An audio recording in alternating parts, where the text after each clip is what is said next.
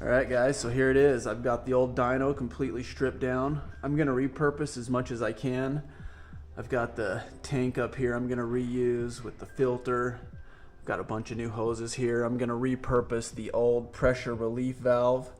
It's got my pressure sensor still installed in it. I've got the old pump I'm going to reuse. Never had any issues with that. But I did get a new pump just in case there's ever a failure. I upgraded the flow control valve. This is a 40 gallon per minute valve. This one was only a 30, so I'm going to upgrade that.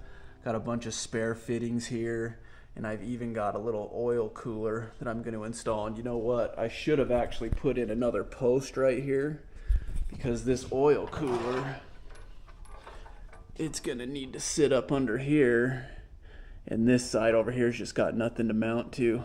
So I've got to put in a little bracket or something, but not a big deal. Got the axle gonna go in. So yeah, I can repurpose quite a bit, but there it is, guys. Time to get started.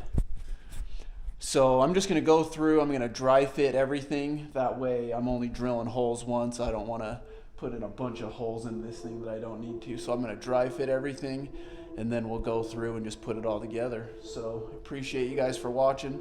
Plan your race, race your plan. Have a good time at the track.